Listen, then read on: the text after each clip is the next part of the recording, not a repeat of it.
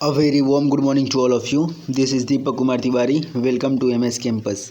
दोस्तों, आज के इस सेशन में हम लोग 22 जनवरी करंट अफेयर्स को डिस्कस करेंगे, जो इंडिया के लगभग सारे एग्जाम्स के लिए बेनिफिशियल है. जिस भी एग्जाम में current affairs, static GK and general awareness से क्वेश्चन पूछे जाते हैं. तो दोस्तों, आज इस सेशन में हम लोग लगभग 13 से 14 क्वेश्चन को मीन्स पॉइंट को डिस्कस करेंगे इन ब्रॉड एरिया में. तो प्लीज़ सेशन के लास्ट तक बने रहें और पेशेंस रखें. आपको कुछ ना कुछ क्या बहुत ही ज़्यादा बेहतर आपको सीखने को मिलेगा, क्योंकि मैं पिछले टाइम में क्या था कि मैं MCQs फॉर्म में मैं लाता था, बट इस बार पिक्चर फॉर्म में मैं रिकॉर्ड कर रहा हूँ वीडियो, और पिक्चर फॉर्म में बहुत ही मस्त आ रहा बच्चों को समझ में. तो प्लीज़ सेशन को लास्ट तक देखें और इन्जॉय करें और अपने तैयारी को एक स्टेप आगे तक ले जाएं. और अगर आपको इस सेशन का PDF चाहिए तो टेलीग्राम का लिंक और इंस्टाग्राम का लिंक मैंने डिस्क्रिप्शन में डाल दिया है. वहाँ से जाके टेलीग्राम पे मेरा सारा अपडेट रहता है, तो वहाँ से जाके आप लोग उसको ज्वाइन करके PDF को लेके आप लोग इन्जॉय कर सकते हैं. और कोई भी पर्सनल क्वेरीज अगर मेरे से है तो इंस्टाग्राम का लिंक मैंने दे दिया है डिस्क्रिप्शन में, वहाँ से जाके फॉलो करके मैसेज करके कोई भी पर्सनल क्वेरी पूछ सकते हैं. और कमेंट तो खुला ही है, आप कमेंट में भी कर सकते हो. क्लियर है? तो इस सेशन के लास्ट तक बने रहें. और अगर आप इस चैनल पर नए हैं तो प्लीज़ सब्सक्राइब करना तो बिल्कुल ना भूलें, और बेल आइकन पर क्लिक कर दीजिएगा ताकि नई वीडियो की नोटिफिकेशन आप तक जल्द से जल्द पहुंच जाए और आप उसका भरपूर मज़ा ले पाएँ. तो अभी हम लोग का 4 साढ़े 4 लगभग आसपास बज रहा. तो अभी मैं सुबह में वीडियो रिकॉर्ड करता हूँ, जैसा कि आप लोगों को पता है. तो चलिए इस सेशन को हम लोग एंजॉय करते हैं. तो पहला न्यूज़ हम लोग का केरला से है. तो केरला ने अभी Kerala to get India's first labour movement. अभी भारत का पहला India's first labour movement museum Kerala ने बनाया है. ये इस तरह का है. ओके, ये इस तरह का है. तो इसमें क्या क्या, इस म्यूज़ियम में क्या क्या होगा तो देखते हैं. India's first labour movement museum will be launched in Kerala house boat tourism hub Alappuzha में केरला अभी करेगा, जिसका नाम क्या है, Kerala's house boat tourism hub. ये टूरिज्म एक हाउस बोट है, एक नदी के किनारे एक हाउस बोट है, और उसी हब में इंडिया का पहला लेबर मूवमेंट म्यूज़ियम बनाया जाएगा. क्लियर है? इट विल फीचर इसका फीचर क्या है, विशेषता क्या है कि huge repository of documents that shows labour movement, जो लेबर का मूवमेंट होता है. ओके, तो उसके बारे में ये बताएगा. Across the continents and impacted Alappuzha the cradle of the labour movement in the country. तो जो अल्फाउज़ा है तो उसके अराउंड ये बताएगा. क्लियर है? और ये 100 दिन का प्रोग्राम है. ये जो भाग है, ये जो लॉन्च किया जाएगा केरला में, भारत का पहला लेबर मूवमेंट म्यूज़ियम, तो वो LDF गवर्नमेंट ने सेकेंड टाइम किया है. और ये 100 दिन का प्रोग्राम रहेगा. और ये पहले इसका नाम क्या था, new model cooperative society limited. ये कन्वर्ट किस में हो गया है, लेबर मूवमेंट म्यूज़ियम में ये कन्वर्ट हो गया है. तो ये चीज़ें आपको नहीं भूलनी है. नेक्स्ट पॉइंट में हम लोग आते हैं. क्या आप लोग इनको जानते हैं? हाँ, बिल्कुल जानते होंगे. जो डिफेंस से प्यार करते हैं और डिफेंस के न्यूज़ की आतुर हैं, वो इनको जानते ही होंगे. तो देखते हैं इनके बारे में. योवेरी मुसेविनी अभी ये जीते हैं 6 बार, लगातार 6 बार युगांडा के प्रेसिडेंट ये जीते हैं. क्लियर है? ये युगांडा के प्रेसिडेंट हैं योवेरी मुसेविनी. ओके, तो इनके बारे में हम लोग जानते हैं. तो युगांडा, आप लोग मेरे को कमेंट बॉक्स में बताओ कि युगांडा किस कॉन्टिनेंट में है. क्लियर है? युगांडा इनकम्बेंट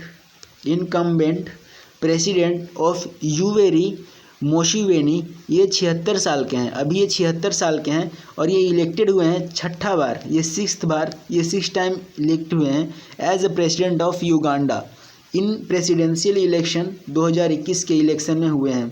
और ये अपना जो इलेक्शन वोट पाए हैं, वोट जो कास्ट हुआ है उसका 58.64% ये जीते हैं वोट. और ये 6ठे बार प्रेसिडेंट बने हैं युगांडा के. क्लियर है? और ये कब से बन रहे हैं आपको पता है? ये 1986 से लगातार बन रहे हैं.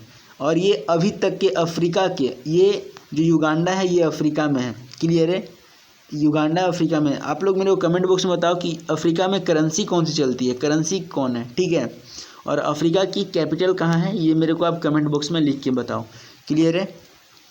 तो 1986 से अभी तक सर्विंग कर रहे हैं लगातार 6 बार, ये छठा बार है। क्लियर है। और ये अफ्रीका के सबसे लंबे सर्विंग करने वाले प्रेसिडेंट हैं। Uganda is the land locked, जो युगांडा है आपका लैंड लॉक्ड कंट्री है ईस्ट अफ्रीका का, ईस्ट अफ्रीका का। क्लियर है। तो अगर पूछा जाए कि अफ्रीका का, ईस्ट अफ्रीका का लैंड लॉक्ड, देखो लैंड लॉक्ड मतलब होता है ना कि मान लो ये इंडिया है तो दिल्ली आपका हो गया लैंड लॉक्ड। क्लियर है। लैंड से लॉक है, इधर वाटर है ही नहीं। क्लियर है। तो युगांडा के आसपास वाटर बॉडीज नहीं है। नेक्स्ट हम लोग पॉइंट पे आते हैं। गुजरात के सीएम ने अभी अभी अनाउंस किया है horticulture development mission. Horticulture development mission अभी अभी गुजरात के सीएम ने लॉन्च किया है। तो गुजरात के सीएम कौन है? विजय रूपानी जी। और गुजरात के गवर्नर कौन है? आप मेरे को कमेंट बॉक्स में लिख के बताओ कि गुजरात का गवर्नर कौन है। क्लियर है। तो अभी अभी विजय रूपानी जी अनाउंस किए हैं हॉर्टिकल्चर डेवलपमेंट मिशन, जिसको बोलते हैं बागायत विकास मिशन। क्लियर है। बागायत विकास मिशन। तो इनका एम क्या होगा? इस जो हॉर्टिकल्चर डेवलपमेंट मिशन है इसका लक्ष्य क्या होगा? तो इसका लक्ष्य होगा to double the income, farmers का जो इनकम है वो डबल करना, and involve in medical horticulture farming. Okay. Medicinal जो मेडिकल टर्म में जो है, और जो उनका फार्मिंग का तरीका है उसमें इम्प्रूवमेंट लाना, और फार्मर्स के पेमेंट को, इनकम को डबल करना। क्लियर है। अंडर दिस गवर्नमेंट, इस गवर्नमेंट के अंदर, under this government waste land, जो भी वेस्ट लैंड है उनको दिया जाएगा 30 साल के लीज पर। 30 साल के लीज पर फार्मर्स को दिया जाएगा। किस लिए? कि वो हॉर्टिकल्चर और मेडिकली क्रॉप फार्मिंग करने के लिए, जो भी मेडिसिन के प्लांट रहते हैं जैसे पेनिसिलियम वगैरह, तो ये सारा चीज़ उनको दिया जाएगा प्रोड्यूस करने के लिए, ताकि उनका इनकम भी इंक्रीज़ हो सके और थोड़ा देश का भी भला हो सके। क्योंकि जो एग्रीकल्चर है, जो फार्मर हैं वो है फर्स्ट बैकबोन ऑफ बॉडी हैं, front line life of India है। क्लियर है। तो फार्मर्स का बेस्ट रोल प्ले करते हैं वो इंडिया के अंदर। और जो हम लोग का प्राइमरी सेक्टर में जो बिजनेस आता है वो एग्रीकल्चर ही आता है। क्लियर है। तो जो भी लैंड ब्लॉक्स, अगेन हम लोग इसके बारे में देख लेते हैं। Land blocks list for land allotment in transparent manner will be released on i Khedut portal. जो इनका लैंड का जो ब्यौरा होगा वो किस पोर्टल पर दिखाया जाएगा? आई खेदूत पोर्टल। क्लियर है। और ये कहाँ पर मेनली होगा? ये कच्छ में होगा, सुंदरनगर में होगा, पाटन में होगा, सुबर्णकथा में होगा। ओके। सबरकथा में होगा एंड बनासकथा में होगा। ठीक है। तो ये चीज़ें आपको याद रखनी है। नेक्स्ट हम लोग आते हैं नेक्स्ट पॉइंट पे। नागपुर ने अभी गोरेवाड़ा, नागपुर का जो गोरेवाड़ा है वहाँ पर इंटरनेशनल जू नया अभी उसका नाम चेंज करके बनाया गया है आफ्टर बाल ठाकरे। ओके। बाल ठाकरे के बाद। तो इसके बारे में हम लोग देख लेते हैं कि महाराष्ट्र के जो गवर्नर हैं अभी नाम चेंज किए हैं गोरेवाड़ा इंटरनेशनल जू का, जो कि नागपुर में है। और नागपुर को बोलते हैं लेमन सिटी बोलते हैं। और लेमन में आपका कौन सा एसिड रहता है? आप लोग मेरे को कमेंट बॉक्स में लिख के बताओ। तो इसका नाम चेंज किए हैं किसके नाम पर? Bala Saheb Thackeray Gorewada international zoological park, ये नाम कर दिया गया है। क्या नाम चेंज करके? गोरेवाड़ा इंटरनेशनल जू जो था उसका नाम चेंज करके। और ये लगभग 2000 हेक्टेयर में फॉरेस्ट लैंड में ये जूलॉजिकल पार्क है। क्लियर है नहीं होगा। Indian safari will be inaugurated as the zoo on January 6 को ये इसका उद्घाटन होगा। 26 जनवरी को इसका उद्घाटन होगा। और 26 जनवरी को हम लोग का रिपब्लिक डे है। तो प्लीज़ राजपथ पे जो भी परेड ड्रिल होता है उसको आप लोग ध्यान से देखें, और भारत की सेना का जो शौर्य गाथा है आप लोग उसको एंजॉय करें। इंडियन सफारी इसका नाम होगा। क्लियर है। नेक्स्ट हम लोग पॉइंट पे आते हैं। विश्वावीर आहूजा अभी ये री अपॉइंट हुए हैं, फिर से पुनः बने हैं MD and CEO of RBL bank के। तो इसके बारे में हम लोग देख लेते हैं। तो विश्वावीर आहूजा ने अभी अभी रीअपॉइंट हुए हैं managing director and chief executive officer of RBL bank. Okay, और इनका टेनर कब से कब तक रहेगा? ये रहेगा आपका 30 जनवरी 2021 से लेके 29 जून 2024 तक। क्लियर है चीज़ें। और ये सर्विंग कर रहे थे, ये 30 जून 2010 से सर्विंग कर रहे हैं as MD and CEO of RBL bank. Clear है। और RBL बैंक का हेडक्वार्टर कहाँ पर है? RBL बैंक का हेडक्वार्टर आपका कहाँ है? मुंबई में है। क्लियर है। तो ये चीज़ें आपको नहीं भूलनी है। नेक्स्ट हम लोग देखिए, ये PM मोदी जी हैं, ये PM मोदी, ये अमित शाह जी। वेट थोड़ा नीचे कर देता हूँ, ये अमित शाह जी हैं। देखो अमित शाह ये होम मिनिस्ट्री हैं, अभी होम मिनिस्टर हैं। और इनके जो बेटे हैं जय शाह वो BCCI के सेक्रेटरी हैं, BCCI के सेक्रेटरी हैं। और BCCI के प्रेसिडेंट कौन है? सौरव गांगुली जी। क्लियर है। और क्रिकेट का बात यहाँ पर आ गया तो ICC के बारे में जान लो। ICC का आपका हेडक्वार्टर है UAE, दुबई में UAE। क्लियर है। तो ये चीज़ें आपको नहीं भूलनी है। तो देखते हैं ये न्यूज़ क्या है। तो PM मोदी अभी अभी appointed as chairman of Gujarat Somnath temple trust. जो भी गुजरात में जो सोमनाथ टेम्पल ट्रस्ट है, तो वहाँ PM मोदी ने अभी नए चेयरमैन को अपॉइंट किया है। क्लियर है। तो इसके बारे में हम लोग देख लेते हैं। तो chairman of Shri Somnath trust किसके द्वारा? PM मोदी द्वारा।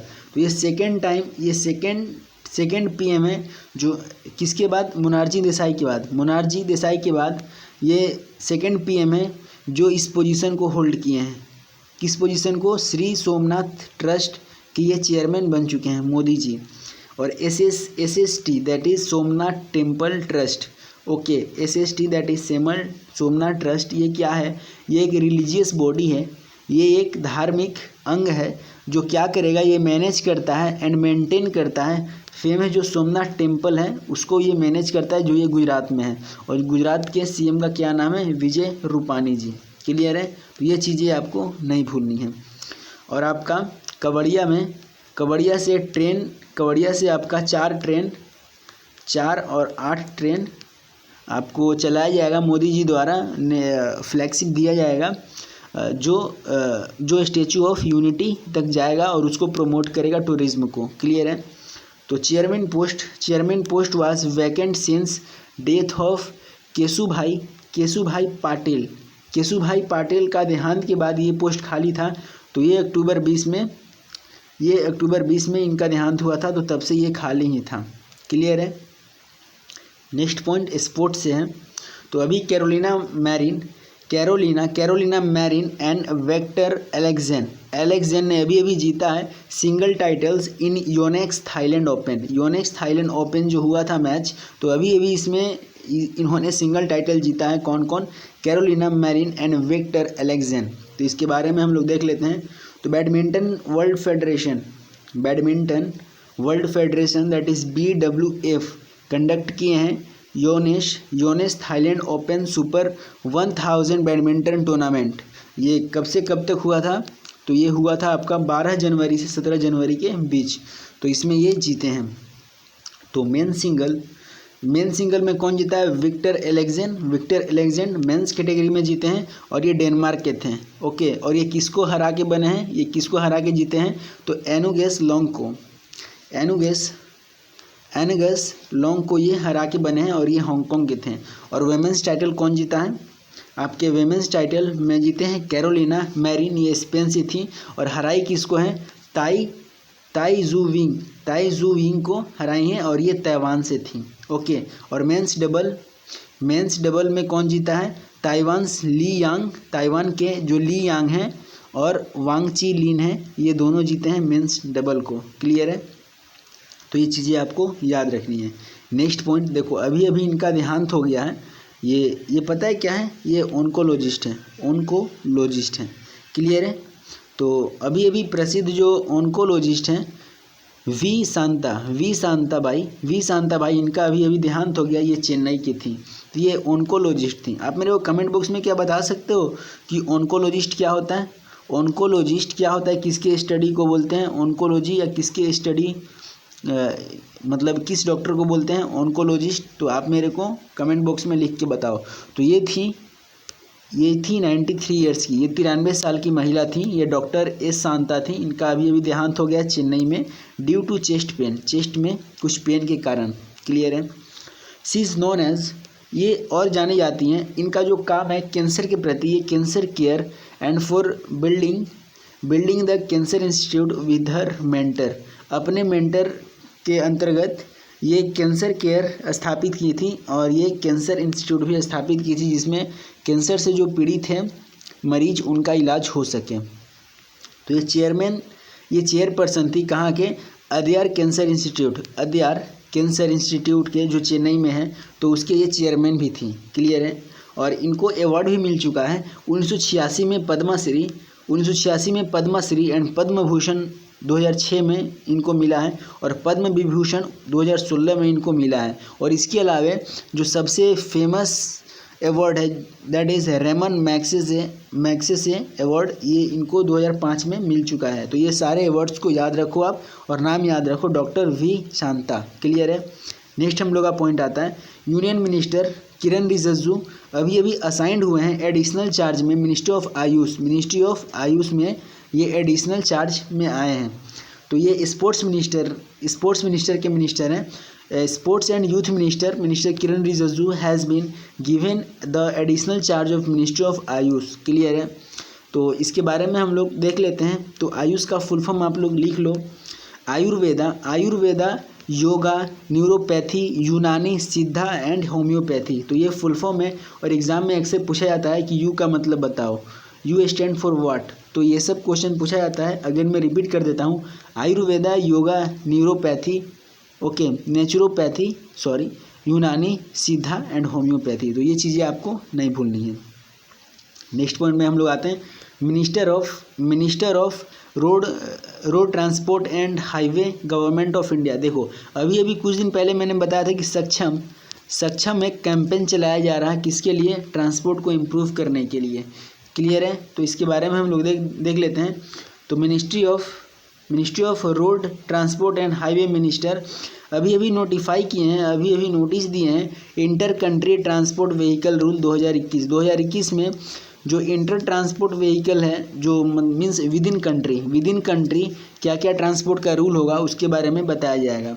तो ministry of road transport and highway had notified inter-country transport vehicle rule 2021 to facilitate and regulate the movement of passengers and good vehicle between India to neighbor countries like Bangladesh, China, Nepal, Bhutan, Myanmar, Pakistan and also okay. तो as per the state transport authority has been given the power of grant inter-country transport permit after examine the application. Okay और ये इसका validation रहेगा 1 साल का ये रहेगा। Clear है। और ये रिन्यू होगा आफ्टर 5 साल। ओके आफ्टर 5 साल बाद ये रिन्यू होगा। क्लियर है। नेक्स्ट पॉइंट हम लोग का बनता है, यूनियन मिनिस्टर अभी उद्घाटन किए हैं LNG truck loading unit of Shell India in Gujarat. Okay तो इसके बारे में हम लोग देख लेते हैं। तो पेट्रोलियम एंड नेचुरल गैसेस के मिनिस्टर अभी धर्मेंद्र प्रधान हैं। आप मेरे को कमेंट बॉक्स में लिख के बताओ कि ये कहाँ से सांसद है, ये सांसद कहाँ से हैं। तो अभी इन्होंने उद्घाटन किया है LNG truck loading unit of Shell India at Hazira में, जो गुजरात में जो हजीरा है उसमें ये किया गया है। ओके और ये बूस्ट करेगा, it will boost availability of natural gas in of grid areas. जो भी ऑफ ग्रिड एरियाज हैं उसमें नेचुरल गैसेस को प्रोवाइड करेगा, उसके अवेलेबिलिटी को इंक्रीज़ करेंगे। जहाँ पर there are no gas pipelines, जहाँ पर पाइपलाइंस नहीं है, एंड प्रमोट करेंगे the uses of LNG in long haul trucking. Okay तो ये चीज़ें आपको याद रखनी है। और ये इंक्रीज़ करेगा कंपटीशन को इंक्रीज़ करेगा एलएनजी सेक्टर में। ये क्या करेगा, इमरजेंस ऑफ न्यू मार्केट्स, ये न्यू मार्केट को क्रिएशन देगा ताकि कंपटीशन बढ़ सके और जो भी मतलब गैस गैस के प्रति जो भी काम है, वर्क है, वो इम्प्रूवमेंट हो सके। और एम्प्लॉयमेंट मेनली फोकस होगा एम्प्लॉयमेंट पर कि एम्प्लॉयमेंट जनरेट हो, एम्प्लॉयमेंट अपॉर्चुनिटी बढ़े, जिससे लोगों का और जिससे जो नवयुवक हैं उनका फ़ायदा हो। Ensuring cleaner fuels of industries and facilitate environment and conservation. Clear है, तो ये चीज़ें आपको याद रखनी है। Next point of this session that is India ने अभी अभी हराया है ऑस्ट्रेलिया को इन ब्रिस्बेन टेस्ट में अभी अभी हराया है। और आफ्टर बहुत साल बाद इन्होंने हराया है, 32 साल बाद। ओके, तो इसके बारे में हम लोग थोड़ा न्यूज़ देख लेते हैं। इंडियन क्रिकेट टीम ने अभी अभी अचीव किया है historic win in fourth test by 3 wickets against Australia at Gabba. Okay, Gabba में, जो ऑस्ट्रेलिया का गाबा है, वहाँ पर ये जीते हैं Brisbane to win the series by 2-1 से ये जीते हैं। और ये पहला बार हराए हैं ऑस्ट्रेलिया को ये पहला बार हराए हैं, और ऑस्ट्रेलिया में इन 32 ईयर्स। ओके, 32 साल बाद। क्लियर है। और पहला बार Australia was last defeat at Gabba भाई, ऑस्ट्रेलिया लास्ट टाइम हारा था वेस्ट इंडीज़ से 1988 में। क्लियर, तो ये चीज़ें आपको याद रखनी है। और 1988 से लेकर आज तक ऑस्ट्रेलिया हैज़ डिस्प्लेड 31 मैच वो खेल चुके हैं, और जिसमें से वो 24 जीते हैं। एंड नेक्स्ट 7 अभी बाकी है। ओके, 7 अभी बाकी है, तो देखते हैं। 7 इंडिया का ये पहला जीत है गाबा में इन 7 टेस्ट में ये लोग जीते हैं। क्लियर है। Next topic and last point of this session that is अभी फॉर्मर मिनिस्टर, क्या आप इनको जानते हैं? कमल मुररका हैं, ये कमल मुररका जी हैं। तो अभी इनका देहांत हो गया है। ये इंडस्ट्रियलिस्ट हैं, अभी इनका देहांत हो गया है। तो former union minister and noted industrialist Kamal Murarka, जो 74 साल के थे, इनका अभी देहांत हो गया है। और ये मेंबर थे कहाँ के? National president of the Samajwadi Janata party, राष्ट्रीय लेवल पे, जो नेशनल लेवल पे प्ले करता है। 2012 में ये इनको ज्वाइन किए थे। क्लियर है, ये प्रेसिडेंट थे। ही ये सर्व भी किए हैं ministry of state under prime minister Chandrashekhar. जब प्राइम मिनिस्टर चंद्रशेखर थे तो उनके टाइम में 1990 से 91 के बीच ये मिनिस्टर ऑफ स्टेट भी रह चुके हैं। और ये राज्यसभा के मेंबर भी